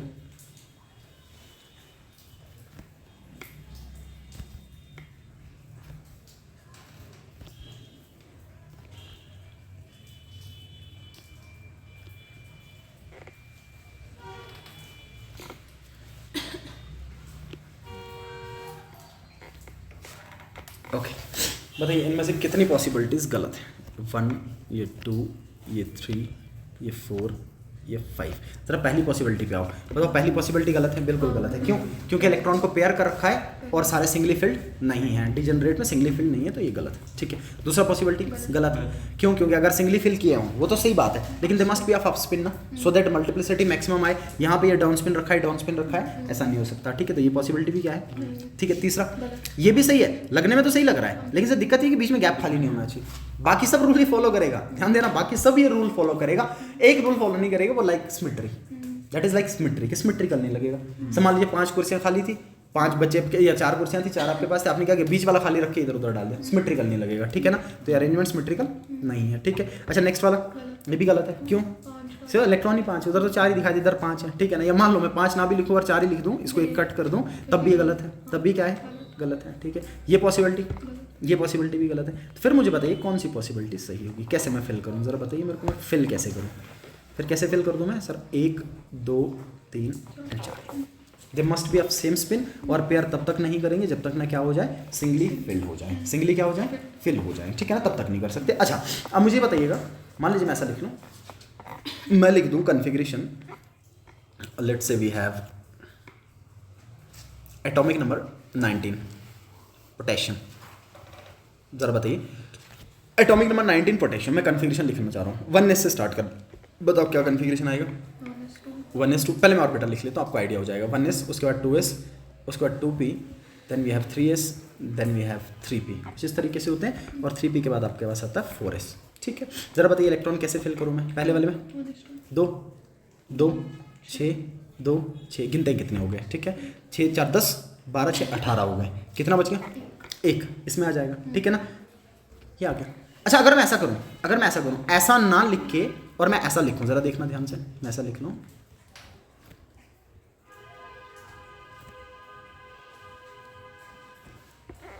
ऐसा मान लीजिए मैं ऐसा लिख लेता हूँ, लेट्स से वी हैव 2, 2, 6, 2, 5, 2, अगर मैं ऐसा लिखता हूँ। अब मुझे बताइए आपका कॉन्फ़िगरेशन दूसरा वाला जो मैंने लिखा, सर ये तो सीक्वेंस में सही नहीं लग रहा मेरे को। ठीक है, ऊपर वाला सही। अब ध्यान से सुनना, आप तब तक हायर सबशेल में जंप नहीं करोगे जब तक लो वाला कंप्लीटली फिल हो जाए। मुझे बताओ यहाँ पे मैंने किया क्या, यहाँ पे मैंने 3p को वैसे ही रखा, 3p में 6 लगते थे, मैंने 5 लगाए और एक कहाँ चला गया, ऊपर वाला। मैं जंप कर गया हायर सबशेल में और लोअर वाले को कंप्लीटली फिल नहीं किया। ये तीसरी इंपॉर्टेंट बात, जब तक ना लो वाला कंप्लीटली फिल हो आप ऊपर वाले में जंप नहीं करेंगे, ये हुंस की तीसरी बात। ठीक है ना, so we can not jump to higher subshell, can not jump to higher subshell until lower subshell is completely filled। मान लीजिए मैंने 2 रो कुर्सियों की बना रखी है, ध्यान से सुनना। एक पहली वाली रो में मैंने 5 कुर्सियां लगाई हैं, ठीक है, दूसरे वाले रो में मैंने सिर्फ 1 कुर्सी लगाई है, और कुर्सियों को ऑर्बिटल के साथ रिजेंबल करके चल लो, एक कुर्सी पे कितने बच्चे लग सकते हैं? तो मुझे बताइए अगर आपके पास टोटल बच्चे 11 हैं, अब कैसे फिल करोगे, कैसे बैठाओगे? पहली रो में 5 कुर्सियां, दूसरी रो में सिर्फ 1 कुर्सी। मैं क्या करूंगा सर, पहले लो एनर्जी वाले में फिल करूंगा, पहली रो में फिल करूंगा, और पहली रो में भी क्योंकि 5 कुर्सियां एक साथ हैं तो उनको फिल करने का तरीका ये कि पहले सिंगल इसका मतलब डिजेनरेट ऑर्बिटल की बात कर रहा हूँ तो क्या करूंगा 1 2 3 4 5 हो गए। अच्छा क्या मैं ऊपर वाले में चले जाऊं, सेकंड रो में चला जाऊं? नहीं, सेकंड रो में तब तक नहीं जा सकता, हायर सबशेल में तब तक नहीं जाऊंगा जब तक लोअर वाला कंप्लीटली फिल हो जाए। फिर क्या करूंगा, वापस आऊंगा 6 7 8 9 10 कंप्लीट फिल हो गया, फिर अपर वाले में जाके एक फिल कर दूंगा इस तरीके से, ठीक है। तो आप तब तक हायर वाले जंप नहीं करेंगे जब तक लोअर वाला क्या ना हो जाए, कंप्लीटली फिल ना हो जाए। तो क्या बोलता है Hund's rule? Sir Hund's rule के अकॉर्डिंग डिजेनरेट ऑर्बिटल्स में इलेक्ट्रॉन का फिलिंग इस तरीके से होगा कि एक एक और इलेक्ट्रॉन जब तक ना डिजेनरेट ऑर्बिटल में पहुंच जाए, फिल किया जाए, तब तक आप पेयर करना prefer in order to make it stability maximum. ये ध्यान में रखिएगा, सो दैट कि स्टेबिलिटी मैक्सिमम रहे, स्टेबिलिटी मैक्सिमम रहे, ठीक है। अच्छा दूसरी बात, इन डिजेनरेट ऑर्बिटल में जो इलेक्ट्रॉन का फिलिंग किया जाए, मान लीजिए आपने कंप्लीटली हाफ फिल्ड रखे हुए हैं, तो कंप्लीटली हाफ फिल्ड वालों में स्पिन क्या होना चाहिए, अप स्पिन। सबका स्पिन कैसा होना चाहिए? अच्छा जब पेयर करेंगे फिर अगर पहले से अप स्पिन था तो फिर कौन सा लाना पड़ेगा? क्यों? क्योंकि पॉलीज भी फेल नहीं कर सकते। तो इसका मतलब ये होगा कि जब डिजेनरेट ऑर्बिटल्स में इलेक्ट्रॉन फिल किए जाएं, दो रूल साथ में लगते हैं। सर एक तो हुन्स भी लगेगा, लेकिन जैसे ही पेयर करना स्टार्ट करोगे पॉलिंग्स आ गया, आया नहीं आया, दोनों साथ में लगते हैं, ध्यान में रखिएगा, दोनों के दोनों साथ में लगेंगे। जब तक एक डिजेनरेट ऑर्बिटल में लाओ अभव नहीं लगता। बताइए अभव क्यों नहीं लगता? क्योंकि उन सबका एनर्जी क्या होता है, बराबर। और अभव के अकॉर्डिंग आप किन ऑर्बिटल्स में, किन सबशेल में लगाते हो? डिफरेंट एनर्जीज वाले, लो एनर्जी वाले में पहले, हाई एनर्जी वाले में उसके बाद। और किन्हीं अगर एनर्जी में सेम आ रहे हैं फिर उन पे कौन कौन सा लगता है? पॉली और हुन्स, पॉलिंग्स और हुन्स लगता है, ठीक है। अच्छा मैं यहाँ पे कुछ लिख लेता हूँ, मुझे बताइएगा कौन सा रूल यहाँ पे फेल होगा। मान लीजिए मैं सवाल की फॉर्म में लिख लूँ, विच रूल या प्रिंसिपल इज वायलेटेड। कौन सा वाला टूट रहा है जी, कौन सा वाला प्रिंसिपल टूट रहा है यहाँ पे, आपको बस ये बताना है, ठीक है।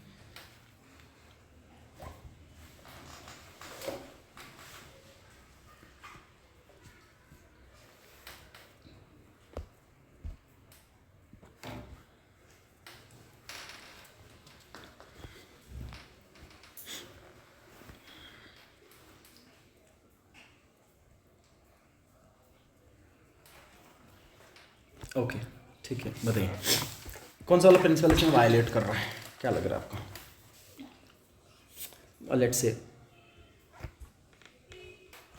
ओके, कौन सा वाला प्रिंसिपल, तीन पढ़े हमने, आपको सिर्फ ये बताना है इनमें से कौन सा वाला इसमें वायलेट कर रहा है, इस किस वाले रूल को वायलेट कर रहा है, कौन सा वाला फॉलो नहीं हो रहा है?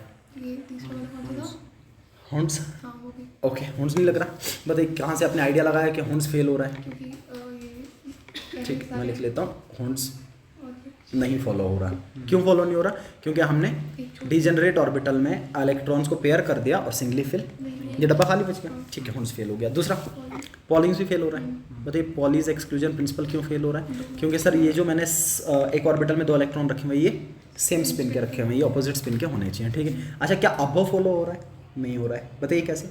मैंने क्या किया, मैंने 2p में इलेक्ट्रॉन फिल किया और आप देख पा रहे हैं एस में एक ही था, एस में दो लगते थे, मैंने एक ही रखा हुआ है। मैं तब तक हायर वाले में जंप नहीं कर सकता जब तक लोअर वाला फिल नहीं हुआ। अब बताओ इसका एनर्जी कम और इसका एनर्जी, तो मैंने क्या कर दिया, इसमें फिल कर दिया और इसमें फिल किया ही नहीं, एक ही किया सिर्फ। तो इसका मतलब कौन सा फेल हो रहा है? अब वो भी फेल हो रहा है, एक भी रूल फॉलो, ये कन्फिग्रेशन सरासर गलत है, ये कन्फिग्रेशन गलत है, कन्फिग्रेशन गलत है, ठीक है। तो आप कन्फिग्रेशन लिख सकते हैं। अब मुझे बताइए उसी के आगे कंटिन्यूटी में चलता हूँ मैं, जहाँ से मैंने एटॉमिक नंबर स्टार्ट किया था उसके आगे 10 के अगले वाले, यहाँ पे एटॉमिक नंबर सेम,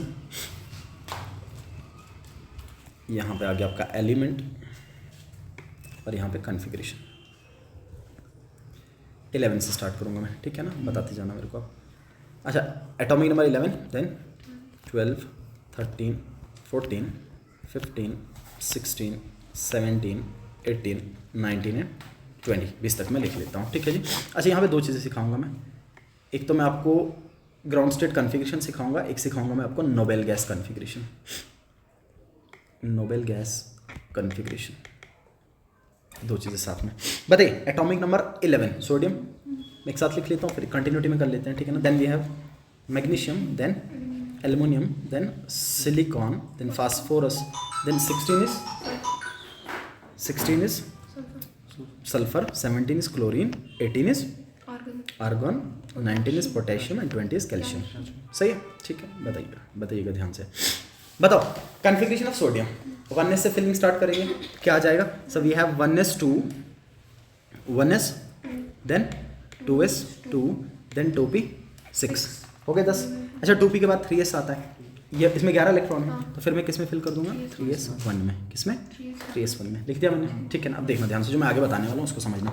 अच्छा आपको क्या करना है, जब कन्फिग्रेशन आपने लिखा, अब आप ये देख पा रहे हो कि सर बार बार 1s से स्टार्ट करना पड़ रहा है, तो इसके लिए क्या किया जाता है, इसके लिए नोबल गैस कन्फिग्रेशन लिखा जाता है। सर नोबल गैस कन्फिग्रेशन का ये मतलब है कि आपको कन्फिग्रेशन जो भी नोबल गैसेस आपके पास अवेलेबल हैं, बताइए जरा नोबल गैसेस कौन कौन से आपके पास होते हैं। We have helium, neon, argon, krypton, xenon, radon, ठीक है। ऑर्गेनाइजेशन हो तो बट लग नहीं रहा है, लिखूंगा भी नहीं मैं, ठीक है ना। अच्छा इसका atomic number 2, then we have 10, then we have 18, 36, 54 and 86, ठीक है। सर कुल मिला के अगर आपने किसी ऐसे एलिमेंट का कॉन्फ़िगरेशन लिखा जिसका एटॉमिक नंबर 10 और 18 के बीच में आ रहा है, तो आप क्या करेंगे, 10 इलेक्ट्रॉन्स तक कॉन्फ़िगरेशन ना लिख के उसकी जगह पे नियॉन लिखेंगे। क्यों? क्योंकि बिल्कुल कॉन्फ़िगरेशन वैसा ही होगा जैसा नियॉन का था। जरा बताइए नियॉन का कॉन्फ़िगरेशन क्या आएगा, एटॉमिक नंबर अगर 10 है, 1s2, 2s2, 2p6 हो गए 10। सो मैं सिर्फ 10 कॉन्फ़िगरेशंस तक यहाँ तक मैं 10 इलेक्ट्रॉन्स तक कॉन्फ़िगरेशन ना लिख के सिर्फ क्या लिखूंगा, नियॉन। तो अंडरस्टूड होगा कि जो मैंने लिखा वो कॉन्फ़िगरेशन बिल्कुल वैसा था जैसा नियॉन का था, जैसा किसका था। और फिर मैं सिर्फ किन वाले ऑर्बिटल्स की बात करूंगा, आउटर मोस्ट वाले ऑर्बिटल्स की। So this is called noble gas outermost configuration और outermost noble gas configuration. Outermost noble gas के इनर वालों के लिए नोबल गैस लिख दिया और आउटर वाला ऑर्बिटल सिर्फ लिख दिया, ठीक है ना। सो बताइए ये जो यहां तक आ रहा था आपका, ये 10 इलेक्ट्रॉन्स, ये किसके बराबर, बिल्कुल इनकी कॉन्फ़िगरेशन बिल्कुल नियॉन के जैसी, तो मैं क्या लिख दूंगा, इनकी जगह पे लिख दूंगा मैं नियॉन, लिख दिया मैंने नियॉन। कितने इलेक्ट्रॉन हो गए इसमें, 10। अब उसके बाद आउटर मोस्ट शेल कौन सा बच रहा है, 3, तो फिर मैं लिखूंगा 3s1। बताइए 10 यहाँ पे 11 हो गए, ठीक है। अच्छा अब आ जाओ अगले वाले में, मैग्नीशियम में बता दो, यहाँ तक नियॉन तक सेम ही आएगा, ठीक है, मैंने नियॉन लिख दिया, नियॉन तक सेम आएगा। अब उसके बाद कितने इलेक्ट्रॉन बचे, 2, 10 हो गया ना, तो फिर मैं लिखूंगा 3s2, हो गए 12, ठीक हो गए 12। अब मुझे बताइए 3s के बाद कौन सा सबशेल फिल होता है, 3p, 3s के बाद 3p। बताओ एल्युमिनियम के लिए क्या लिखूंगा मैं, नियॉन लिख दूंगा, 10 हो गए, 10 के बाद 3s और 3p। अच्छा इसमें कितने आ गए, इसमें कितना आ गया, 1, 10, 2, 12, 1, 13, ठीक है, इस तरीके से। अच्छा अब मुझे बता दो 14 आ गया, कैसे लिखूंगा, नियॉन, उसके बाद 3s2 एंड 3p। अब मुझे बताओ ये जो 3p2 मैंने फिल किया, इस 3p2 को फिल करने का तरीका क्या होगा, p में 3 ऑर्बिटल और इन तीनों में 2 इलेक्ट्रॉन आ रहे हैं, उन 2 इलेक्ट्रॉन्स को कैसे फिल करूंगा, सिंगल सिंगल, हुंड्स रूल, किसके अकॉर्डिंग, हुंड्स रूल के अकॉर्डिंग, ये बात समझना, ठीक है ना। अब मुझे बताओ कंटिन्यूसली में कर सकते हो, जरा मुझे बताओ, एक आध पूछ लेता हूं मैं, 17 बता दीजिए, बाकी आप फिल कर लेना, बाकी मैं रख लेता हूं आपके लिए, आप फिल कर लेना बाकी। जरा ये बता दो 17 वाला कैसा आ जाएगा, नियॉन लिख दिया मैंने, सही। नियॉन के बाद, नियॉन के बाद नियॉन हो गया 10, ठीक है ना। आइए इसके बाद फिल होने वाला सबशेल कौन सा, 3s और 3p, यही है, ठीक है। बताओ s में कितने डाल दूँ, 2, टोटल कितने, 17, कितने हो गए, 10 और 2, 12, कितने बचे, 5 हो गए, 17। अब सर मुझे बताओ ये जो मैंने लिखे बाहर वाले, इन बाहर वालों के लिए जरा ऑर्बिटल डायग्राम बना दीजिए, ऑर्बिटल रिप्रेजेंटेशन। s में 2 इस तरीके से, p में कितने, 5, और p में ऑर्बिटल कितने होते हैं, 3। अच्छा 5 कैसे फिल करूंगा मैं, जरा बता दो सर, 1, 2, 3, 4, 5। अब जब आपने रूल सीख लिया तो उसके बाद बार बार बच्चों की तरह 1, 1 फिल करने मत बैठना। अब आपको पता है कि फिल ऐसे होंगे, मान लीजिए अगर मैं इसमें 2, 2, 1 कर लेता, वो भी वही होता जो वैसे होता, सही है ना। हाँ लेकिन ये पता होना चाहिए कि पहले सिंगल सिंगल फिल हुआ था, जस्ट रूल है। लेकिन अब आपको पता चल गया कि 5 फिल करने हैं, अपना टाइम वेस्ट क्यों करना है, ऐसा ना हो पहले 1 फिर 1 फिर 1। अब अंडरस्टूड है, मेरे को पता चल गया ऐसा ही होगा, तो एट द एंड वैसे ही होगा ना। अगर मैं 1, 1 करके ना 2, 2, 1 कर देता तब भी तो वही होता, आपको कैसे पता चलता मैंने 1, 1 फिल किया होता, बात तो वही होती लास्ट में। हाँ लेकिन रूल पता होना चाहिए कि पहले सिंगल सिंगल फिल करना है, अदरवाइज तो आप कर सकते हैं कैसे भी, ये आ जाएगा कंटिन्यूसली में, ठीक है ना। इसको आप इजिली कर सकते हैं। जरा बताइए इसके निचले वाले, अगर मैं बोलूँ इसके निचले वाले ईजी हैं, मैं एक ही आपको ट्रिक दे दूंगा, आपको कंप्लीट याद हो जाएंगे, और 30 तक ही आपको ध्यान में रखने हैं, सिर्फ अभी के लिए फिलहाल सिर्फ 30 तक आपको ध्यान में रखने हैं। अच्छा बताइए इसके बाद कौन सा फिल होगा, 21 से लेके 30 तक, ठीक है। सो मैं लिख लेता हूँ यहाँ पे वापस एटॉमिक नंबर, यहाँ पे एलिमेंट, और यहाँ पे लिख लेता हूँ मैं कॉन्फ़िगरेशन, और यहाँ पे लिख लेता हूँ outer most noble gas configuration, outermost noble gas configuration, okay. So atomic number कहाँ से स्टार्ट करूँगा, 21, देन 22, 23, 24, 25, 26, 27, 28, 29 है, इससे ऊपर वाले आपको पूछता भी नहीं है, ठीक है ना। 11th में इससे ऊपर वाले आपको पूछेगा नहीं, आपको बस इतना ही ध्यान में रखना है, ठीक है। अच्छा 21 is scandium, 21 is scandium, 22 is titanium, then vanadium, then chromium, then we have manganese, 26 iron, 27 cobalt, 28 nickel, 29 copper and 30 zinc. ये पता होना चाहिए आपको एटॉमिक नंबर के साथ। Scandium, titanium, vanadium, chromium, manganese, then iron, cobalt, nickel, copper and zinc, ठीक है जी। अच्छा मुझे बताइए, एक का लिख लेता हूँ, बाकियों का मैं नोबल गैसेस के टर्म्स में लिखूंगा। जरा मुझे बताइए स्कैंडियम का कन्फिग्रेशन अगर मेरे को लिखना है, जरा बताओ स्कैंडियम का एटॉमिक नंबर 21, करो फिलिंग वापस अबो के अकॉर्डिंग 1s से स्टार्ट करते हैं। We have 1s2, 2s2, 2p6, 3s2, 3p6, कितने हो गए गिनते हैं जरा, हो गया 18 हो गए, ठीक है। अच्छा 3p के बाद 4s, 2 कितने हो गए 20, एक बच गया, 4s के बाद 3d, 4s के बाद फिर क्या लिखूंगा, हो गया 21, ठीक है। अब मुझे बताओ इसका एटॉमिक नंबर 21, जरा ये बताओ ये किस नोबल गैस के बाद आ रहा है, 21 वाला किस नोबल गैस के बाद, आर्गन। तो इसका मतलब मैं कौन से नोबल गैस को लिख के चलूंगा, और वो आर्गन क्या रिप्रेजेंट कर देगा कि 18 इलेक्ट्रॉन्स तक बिल्कुल कन्फिग्रेशन वैसा जैसा आर्गन का होता है। तो मैं 18 इलेक्ट्रॉन्स तक क्या लिख के चलूंगा, आर्गन। तो बताइए 18 इलेक्ट्रॉन कहाँ तक थे, यहाँ से लेके यहाँ तक, तो इसकी जगह पे मैं क्या लिख दिया 18। अच्छा इसके बाद फिल होने वाले सबशेल कौन से हैं, 4s और 3d, ठीक है। अब देखना ध्यान से सर, एटॉमिक नंबर 21 से लेके 30 तक जितने भी आउटर मोस्ट ऑर्बिटल होंगे वो होंगे 4s और 3d, 4s और, ये अंडरस्टूड बात, सब में ऐसा ही होगा, सब में ऐसा। और सब में कौन सा नोबल गैस यूज होगा, आर्गन। एक बात, दूसरी बात, अब जब इलेक्ट्रॉन्स को फिल करेंगे तो आप देखेंगे s में कितने आएंगे, और यहाँ पे d में कितना आ रहा है, हो गया ना 21।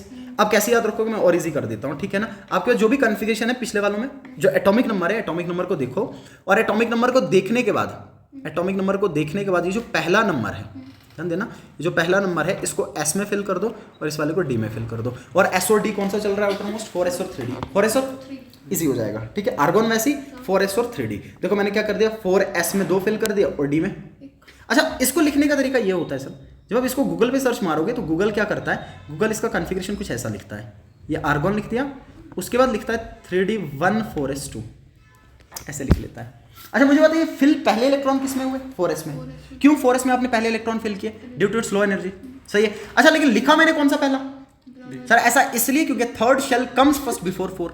अब देखना कितनी लॉजिकल बात है कि तीसरा शेल पहले आता है और फोर्थ शेल बाद में आता है, लेकिन इलेक्ट्रॉन पहले फोर्थ शेल में फिल होते हैं फिर थर्ड में फिल होते हैं, क्योंकि ये जो 4s है ये फोर्थ शेल का है और जो 3d है वो, तो हमने किस में पहले फिल किया, फोर्थ वाले में, और फिर किस में फिल किया, थर्ड वाले में। अब सोचो कितनी, बच्चे को सोचने में लगेगा कि तो इलॉजिकल बात है कि पहले फोर्थ शेल में फिल किया उसके बाद थर्ड शेल में फिल किए। सर ये शेल ये है सब शेल, अब सुनना मजे वाली बात, ये है सब शेल। और जब आप सब शेल की बात करोगे तो ये जो फोर्थ शेल है, जो फोर्थ शेल है, इस फोर्थ शेल के सब शेल एनर्जीज में थर्ड के नीचे आ जाते हैं। ये आ गया थर्ड, ये आ गया थर्ड, ये आ गया फोर्थ, ऐसे मान लीजिए ये थर्ड ये फोर्थ। अच्छा इसके जब सबशेल बनाओगे ना, आप ये देखोगे इसके सबशेल्स का एनर्जी इससे भी नीचे आ जाता है। दैट इज वाई पहले ये फिल होगा बाद में ये फिल होगा, क्योंकि इनके अंदर सबशेल्स हैं, इनके अंदर कमरे हैं। और आप ये देखोगे फोर्थ शेल के जो कमरे हैं वो थर्ड के निचले वाले में आ जाते हैं, थर्ड से कम एनर्जी के होते हैं, वो थर्ड से कम एनर्जी के होते हैं। इसलिए हम क्या लिखते हैं, पहले 3 और फिर ये लिखा क्यों मैंने पहले, क्योंकि थर्ड शेल पहले आता और फोर्थ शेल, लेकिन फिल किस में हुआ था इलेक्ट्रॉन, फोर्थ में, और इसमें बाद में हुआ था, ठीक है ना। इसलिए because third shell comes first, ध्यान में रखना थर्ड शेल पहले आएगा, ठीक है। अब बताइए 22 का लिखवाइए मेरे को, इजी है अब तो, इजी है। 22 का लिखवाइए, कितना आएगा, so 22 is argon, same configuration same. तो अब मैं 3d और 4s लिख के चलूँ, चलेगा, मैं अब 3d लिख लेता हूँ, ठीक है ना। 3d और 4, अच्छा 4s में कितने अंडरस्टूड है, 2 हैं, इसमें भी कितने बच गए, 2 हो गए ना, ठीक है। अब अगले वाले में बताओ वेनेडियम कितना आ जाएगा, सेम आर्गन, उसके बाद 3d 3 4s2, इसमें 2 से ज़्यादा लग ही नहीं सकते, ठीक है। अच्छा बताइए उसके बाद क्रोमियम, क्रोमियम का कितना लग रहा है आपको, सो क्रोमियम हो जाएगा अबो के according argon, then 3d4 and 4s, argon के अकॉर्डिंग ऐसा हो जाएगा, ये सॉरी अबो के अकॉर्डिंग ऐसा हो जाएगा, ठीक है ना। लेकिन ये कन्फिग्रेशन एक्सेप्शनल होता है, तो अबो के अकॉर्डिंग ऐसा होगा, इसमें दिक्कत नहीं, हमने लिख दिया, बट ये कन्फिग्रेशन गड़बड़ है, गलत है, ये एक्सेप्टेबल नहीं है, ये कम स्टेबल है, ठीक है। वो हम लेटर ऑन पढ़ भी लेंगे, बट फिलहाल अभी अबो के अकॉर्डिंग चल रहे हैं तो वैसे ही चलेंगे। बताइए जरा 25 का कितना आएगा, आर्गन कंटिन्यू चल रहा है, मैं नहीं लिख रहा, कंटिन्यू चल रहा है, बताइए क्या बनेगा, 3d5 4s2 बताओ सेम सेम है।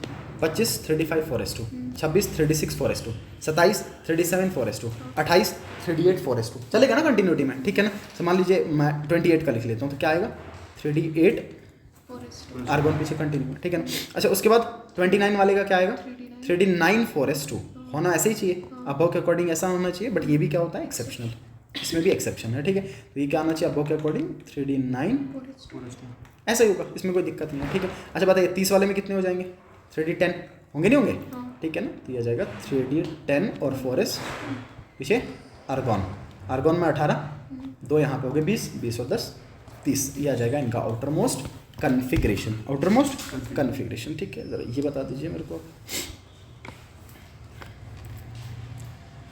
The number of unpaired electrons, the number of unpaired electrons, the number of unpaired electrons in following, एक तो मैं सिखा दूंगा बाकी आप कर लेंगे।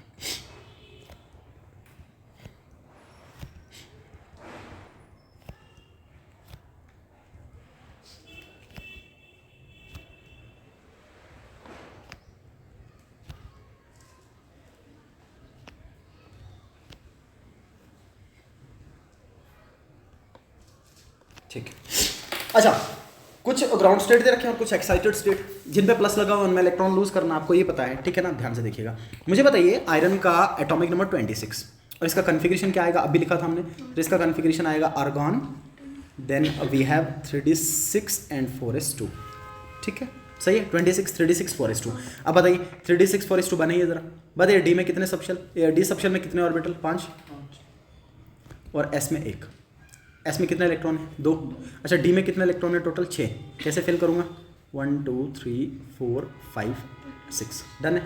बताओ कितने ऐसे बचे जिनने पेयर नहीं किया, 4 बचे ना, अकेले दुकेले वाले नहीं, अकेले वाले, अकेले कितने बचे 4, अकेले का मतलब अनपेयर्ड, कोई पेयर ही नहीं हुआ, तो इसमें नंबर ऑफ अनपेयर्ड इलेक्ट्रॉन्स कितने आ जाएंगे फिर 4 आ जाएंगे, ठीक है। तो यहाँ पे लिख लेता हूँ मैं number of unpaired electrons, number of unpaired electrons इसमें आ जाएंगे जी 4, सही है। अच्छा आइए अगले वाले में, मुझे बताइए Fe+2 कितने इलेक्ट्रॉन लूज किए 2 अब मुझे बताओ इलेक्ट्रॉन पहले फिल किस में हुए थे, this is very important, electron पहले फिल किस में हुए थे 4s में, क्यों 4s में पहले फिल हुए थे, 4s का एनर्जी कम था, 4s का एनर्जी कम था, यहाँ पे लिख लेता हूँ मैं सवाल की फॉर्म में, देखिएगा why 4s is filled before 3D, sir ये सेम ही बात तो है, मैंने ऊपर भी तो लिखा था, सही है ना। वाई बिकॉज 4s का एनर्जी कम होता है एज कम्पेयर टू 3D। अच्छा अब मुझे बताइए जब आपने इलेक्ट्रॉन हटाने हैं, +2 का मतलब इलेक्ट्रॉन रिमूव करने हैं, सो इलेक्ट्रॉन रिमूव जब भी करना है, इलेक्ट्रॉन सबसे आउटर मोस्ट शेल से रिमूव होता है, कहाँ से रिमूव होगा, ये बहुत इंपॉर्टेंट बात, ये बहुत इंपॉर्टेंट बात, ठीक है। मैं लिख लेता हूँ इलेक्ट्रॉन शुड बी रिमूव्ड